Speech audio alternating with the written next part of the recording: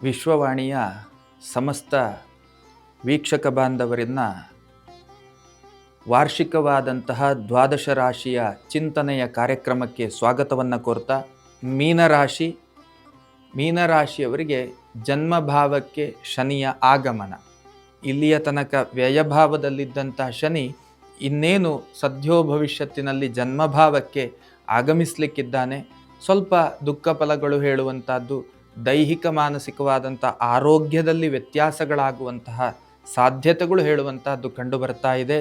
ಆರ್ಥಿಕ ವಿಷಯದಲ್ಲಿಯೂ ಕೂಡ ಒಂದಷ್ಟು ಮುಗ್ಗಟ್ಟಿನ ಫಲಗಳು ಹೇಳುವಂಥದ್ದು ನಿಮ್ಮ ಅನುಭವಕ್ಕೆ ಬರುವಂತಹ ಸಾಧ್ಯತೆ ಉಂಟು. ಚತುರ್ಥ ಭಾವದಲ್ಲಿ ಗುರುವಿನ ಉದಯ ಆಗಲಿಕ್ಕುಂಟು. ತೃತೀಯ ಭಾವದಲ್ಲಿದ್ದಂಥ ಗುರು ಚತುರ್ಥ ಭಾವಕ್ಕೆ ಗಮಿಸ್ತಾ ಇದ್ದಾನೆ.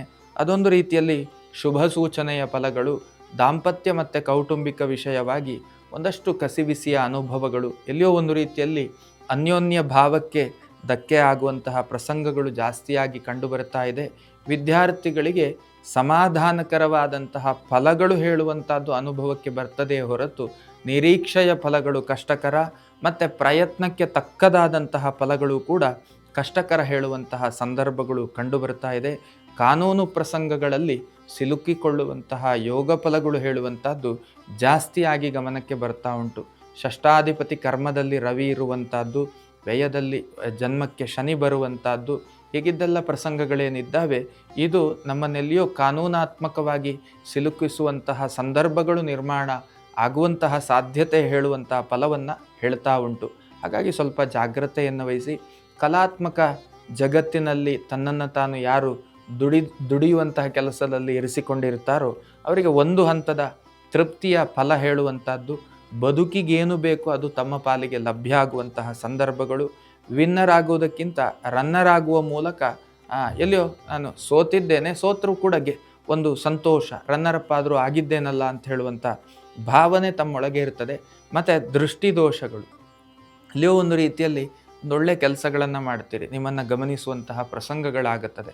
ಅಂಥದ್ರಿಂದ ಸ್ವಲ್ಪ ದೂರ ಇರುವಂತಹ ಪ್ರಯತ್ನವನ್ನು ಮಾಡಬೇಕು. ಜೊತೆಯಲ್ಲಿ ಗುರುಗಳಿಗೆ ಸಂಬಂಧಪಟ್ಟಂಥ ಪ್ರಾರ್ಥನೆ, ಏನು ಗುರುಗಳ ಕ್ಷೇತ್ರ ದರ್ಶನ, ಪ್ರತಿ ಗುರುವಾರದ ದಿವಸ ಗುರುಗಳನ್ನು ನೋಡಿ ಪ್ರದಕ್ಷಿಣೆ ನಮಸ್ಕಾರಾದಿಗಳನ್ನು ಅರ್ಪಿಸಿ ಯಥಾಶಕ್ತಿಯಾದಂತಹ ಸೇವಾದಿಗಳನ್ನು ನೀಡಿ ಪ್ರಸಾದವನ್ನು ಪಡೆಯುವುದರಿಂದ, ಮತ್ತು ವಾರ್ಷಿಕವಾಗಿ 1-2 ಬಾರಿ ಆದರೂ ಕೂಡ ಗುರುಗಳ ಒಂದು ಕ್ಷೇತ್ರಕ್ಕೆ ಹೋಗಿ ಪ್ರದಕ್ಷಿಣೆ ನಮಸ್ಕಾರಾದಿಗಳನ್ನು ಅರ್ಪಣೆ ಮಾಡಿ ಸೇವಾದಿಗಳನ್ನು ಅರ್ಪಣೆ ಮಾಡಿ ಬರುವುದರಿಂದ ಶನಿಯ ಒಂದು ಪರಿಣಾಮದ ಫಲವೂ ಕೂಡ ಒಂದು ರೀತಿಯಲ್ಲಿ ಸಮಾಧಾನಕ್ಕೆ ಬರ್ತದೆ. ಜೊತೆಯಲ್ಲಿ ನಿಮ್ಮ ವ್ಯಕ್ತಿಗತವಾದಂತಹ ಜಾತಕೀಯವಾದಂತಹ ಗ್ರಹ ದಶ ಭುಕ್ತಿ ಇತ್ಯಾದಿಗಳಿಗೆ ಸಂಬಂಧಪಟ್ಟಂತಹ ಒಂದಷ್ಟು ದುರಿತಗಳಿದ್ದರೆ ಅದಕ್ಕೂ ಕೂಡ ಒಂದು ಶಾಂತಿಯ ಸ್ಥಿತಿ ಹೇಳುವಂತಹದ್ದು ನಿರ್ಮಾಣ ಆಗುತ್ತದೆ. ಇದು ದ್ವಾದಶ ರಾಶಿಯ ಒಂದು ರೀತಿಯಲ್ಲಿ ಮಾರ್ಗದರ್ಶನೀಯವಾದಂತಹ ಚಿಂತನೆಯ ಫಲಗಳು ಅನ್ನುವಂಥದ್ದಕ್ಕೆ ಸೀಮಿತಗೊಳಿಸಿಕೊಳ್ತಾ, ಆಯಾಯ ರಾಶಿಗೆ ಸಂಬಂಧಪಟ್ಟಂತಹ ಪರಿಹಾರಗಳನ್ನು ಏನನ್ನು ಸೂಚನೆ ಕೊಟ್ಟಿದ್ದೇವೋ ಆ ಸೂಚನೆಯನ್ನು ಪಾಲನೆ ಮಾಡುವುದರ ಮೂಲಕ ಒಂದಷ್ಟು ಬರುವಂತಹ ದುಃಖಗಳನ್ನು ಎದುರಿಸುವಂತಹ ಶಕ್ತಿಯನ್ನು ತಾವುಗಳೆಲ್ಲ ಹೊಂದಿ ಅಂತ ಹೇಳುವಂತಹ ಒಂದು ಸಂದೇಶದೊಂದಿಗೆ ಚಿಂತನೆಯನ್ನು ಮುಗಿಸ್ತಾ ಇದ್ದೇನೆ. ಶ್ರೀಕೃಷ್ಣ ಅರ್ಪಣ ಮಸ್ತು.